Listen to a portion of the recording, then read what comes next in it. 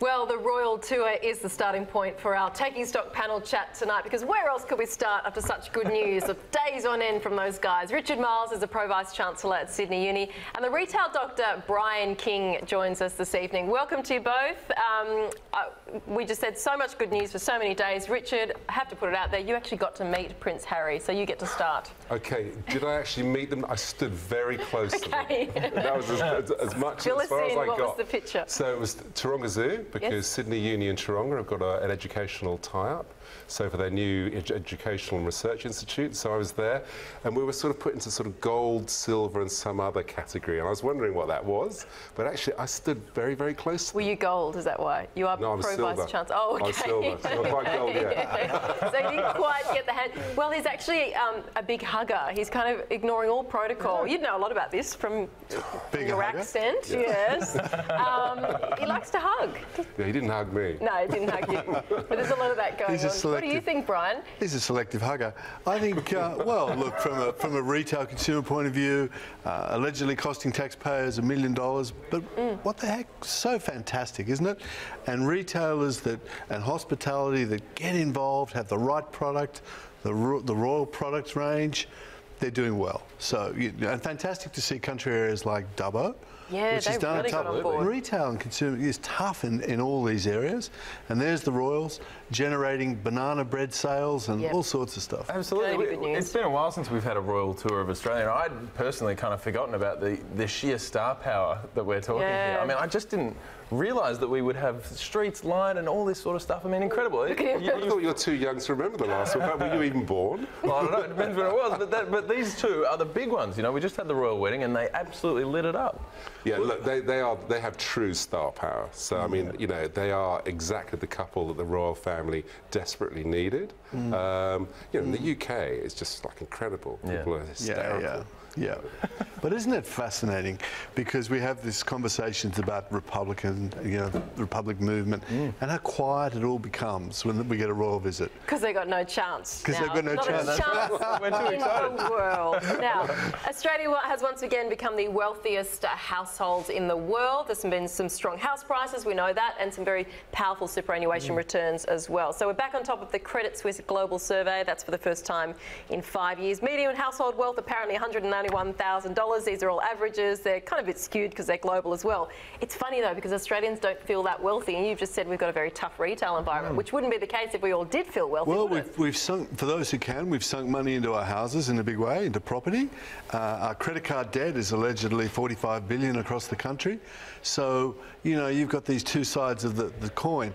And the dispersal of wealth is not quite as evenly spread as that might imply.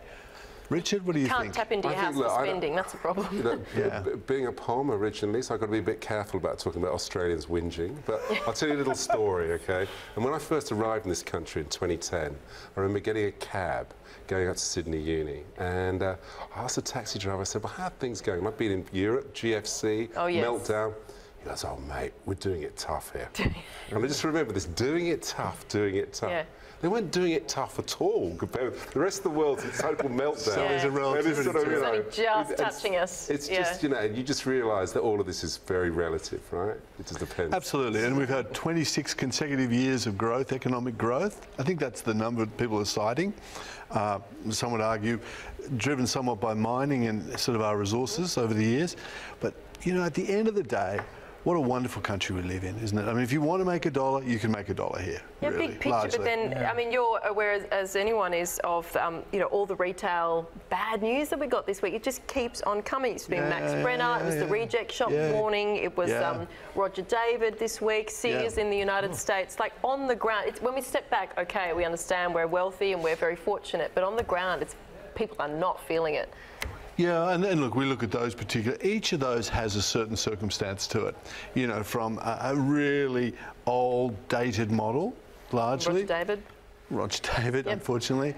Sears, largely, in the States. And we're seeing changing consumer spend and all that stuff that we talk about. But at the end of the day, the good ones, the business fit ones, as we call them, are doing really well. So, you know, it's a mixed bag. I agree. I mean, have you? I mean, I used to live in America. Have you ever been to a Sears? Really? Some of the stores, retail experience. Yeah. some of the stores I are feel like down that to about living dead. Maya, but anyway. Well, I was They've got asked. the shoe heaven now, Brooke. No, that's... Oh, that's Jones. DJ's. I'm so David sorry. Jones. That's I horrible. was asked during the week if there were similarities between Sears and Myer. Yeah, And of okay. course, I'd say, well, large legacy networks, lots of debt, customers going elsewhere. Let's see what happens. Yeah, well, All it's good in news. trouble. I read one more thing in that report, which is that there's going to be 1.8 million millionaires in Australia within 5 years. So, Yes. I mean, the question then becomes, so does that become something to reach for, or do we just kind of Then everyone will be a millionaire. rumble? Who Well, that's cares? it. Well, do we just sort of say, okay, well, no, the distribution of wealth in this country is too horrible, or do we still say, right, there's the goal? There's a It's right theory. there. There's a theory about people imagining that countries are in economic decline. It's got nothing to do with numbers. It's all a state of mind. And so I'll give you an example. So in America, the founding fathers of America, as soon as they started to become successful, they started moaning about going into decline. So the Roman Empire, exactly the same thing. It's just built into our DNA. Is that where we're at now? I think After that I think record run you of become so successful. uninterrupted growth, are we Yeah, just you doing? start imagining and fantasizing the fact that Yeah. we're, you know, Got a lot to on the lose. ropes. It's a very historic concept, isn't it? This concept of millionaire. I mean, there are people who seriously would struggle to draw together a very good salary, yet their houses are worth millions. I was going Does to say, that everyone in make them a Sydney's a millionaire because of You the know, house in price. that context. Yeah. That's it. Yeah, it's true. Yeah, well, Yeah, we'll all see right. what happens. Okay, let's talk about... Trillionaire, that's what we want to aim for. Well, yeah. Or maybe billionaire in between as well. Now, China's preparing to launch 3 artificial moons into space in the next few years. It'll basically, from what I can figure out, they offer 24 hours a day sunlight. Essentially, this man-made moon is a satellite which carries huge space mirrors. They reflect the sunlight to the Earth. The idea is that they can save hundreds of millions of dollars on electricity from street lighting. Yep. Already giggling to the mean, side. So nothing intrusive about that, right? Yeah. And there's going to be no cameras spying on anyone, will There's there? going to be no sleep. There's going to be perpetual insomniacs. Well, Yes. yeah, all you need to do is ask how the Scandinavians feel about having it light at 1 Yeah. a.m. Well, they're or something. going all right. Well, They yeah, don't win that's too true. much. I think they're okay. Well, okay, so then is this the most outrageously ambitious plan ever, or is it actually something that they could pull off? Do you know, you're probably, as a historian, you're probably asking the wrong person for that. But I would Need the say futurist. this is clearly a big status symbol, isn't it? I mean, yeah. we've had all these new islands, and now we're going to get some new moons. So, Yeah, it's up there. Sir Richard Branson landing on Mars might be another one. So, you know, but it's fascinating that it does speak a little bit to innovation, doesn't it? It does speak a little bit to thinking outside the... Well, I as guess. Chris and I were talking about, you know, how many days of the week do we spend talking about the cost of electricity? Exactly. Yeah. That's Maybe what this is all the about. final solution for us. Yeah, the exactly. final solution Yeah, are in we terms of thinking- electricity pricing. Are we thinking too small? Maybe not.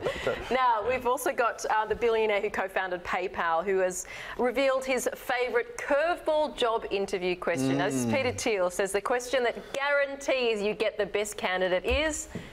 You ready? Yep. Tell me something that's true that almost nobody agrees with you on. oh, okay. Okay. Chris, It's a good one. who's got one? Okay, I've got one. I'm a Here you genius. go, okay. Richard. Go. I'm a very genius. Yes. Very good. Yes, okay. You'd probably get the job on that. I would sit there for far too long thinking. It would reveal that they overthink everything, so I would fail the interview on that score. Chris, you got one? I do, and members of my family are going to groan to hear me say that it's all about recliner chairs for me. I So what think is the they're great. statement? I think the recliner chairs are excellent, and they need to be in my living room. I wouldn't say about probably everyone's living room, but I think they're great. And I've been shot down at every attempt at true comfort in my life. I want the one with the fridge and the armrest, you know, the real laying back, the micro suede, horrible, horrible. I think it'd be really comfortable. This guy is old before his time, let me tell you. Oh. He carries cash like an old man. And he likes Anyway. old man recliners. But the point is that no one agrees with me on this. I mean, maybe some people at home do. What about you? About the Brian? recliner chairs, that's no one right. agrees with you. No, no. They just can't believe it. It doesn't fit the image. No, they just don't It's think just that not they're a interesting. good Oh, look. That's okay. a They true also, statement. they also look absolutely disgusting. That's don't they? Yeah. what I get coming back my way. Yeah, exactly. I'm laughing because I think 12 months ago we finally threw out the Lazy Boy recliner that has it. been in the I would have corner had it. of the spare room. That's what a jump. Someone picked it Yeah, up yeah. for $40 from an eBay sale, but it took about 5 years of convincing the other person in my household to get rid of it. So Brian, what do maybe you there's one person that this agrees with you who I know. This is a sort of leisure thing, but I grew up on the beaches of Sydney, and I've surfed on surfboards for years and years and years, and the boards have gotten longer and bigger as I've gotten older, and I still think I'm pretty good. People don't believe it, you see, because all they see is the businessman. Surfing, there you go. I'm sure I'm not pretty well, good, by the the way. other serious question out of this is, because he went on in this interview to say, but actually, you know what he reckons, that interviews actually don't really give you a lot about the candidate. No. What do you think about that? Are they actually very useful? I totally agree. Oh, really? They're a cursory glance at somebody. What we do is we put them on the paddock for a day or two. We get them into the business, and we run all sorts of little things. We even do personality profiling. Okay. So, and we know how they're going to react under stress, pressure, change. Do you find that's more an accurate Absolutely, gauge absolutely. of someone? We hardly even do reference checks these days because very few people, we're human. We don't want to criticise overtly. We don't want conflict and we don't want bad blood. So we tend to say nice things about people as a general comment. Yeah. We like to say to people, we have the interviews, and I like to find out a lot about their life. I like to find out about it as much as you can. Yep. And then we say, why don't you come in and spend a day with us? Now, I don't know if that's politically a thing to do, but that's how we start to tell. I think that sounds great. I mean, I think you often just end up recruiting people who are good at interviews. Yeah. And that's the kind of mistake, you know, and you can get that kind of polish. So I used to teach at a university in Britain where we used to interview everybody for hours. Right. And it was a sort of one of these sort of places where they all queued up to get in. They'd all had sort of huge ATAR scores. They'd all kind of, I don't know, got Duke of Edinburgh Platinum Awards and kind of climbed Mount Everest. They were so brilliant, you couldn't tell them apart, okay? Yeah. But actually, one of the things you do in an interview is that I'm not even sure you're allowed to do this now, is over time, just try and rub a little bit of the polish off them. Yeah. Disagree with what they're saying. Yeah. And actually get them to a point where they start to fail. Then you know whether somebody's good. If you then give them a little bit of information, give them a little bit of something to help them, and if they get it, you know they're quick. Yeah. And those that just fall apart, I mean, and you know, Right. and that's something which I find, or used to find, really sort of got you past that sort of polish of a really good education. And I agree with Richard. And some people, to your opening comment, are fantastic interviewees. They're so good at it. They're so polished. They give you the behavioural examples. They give you everything in cue. And you think, oh, you're a little bit too good to be true. That's quite often. as in you don't trust the interview process. Well, you kind of think, still want to see you in the game, because right now we're at the rehearsal stage. And sometimes I just look at a person and think, can I see you with us? Can I actually see it? Can I actually feel it and see it? You've got to trust your gut in part of this. I suppose, Richard, with what you do, you've got to tick certain boxes. I know, like certain universities, you have to do some of those personality testings. And Sure. I mean, we don't. I mean, obviously, we go very much on scores, etc. Yeah. So, you know, and many people. I mean, the thing you've got to remember about interviews is many people have never had the opportunity of interviews. It's a socio-economic thing. And so therefore, you know, and it can be.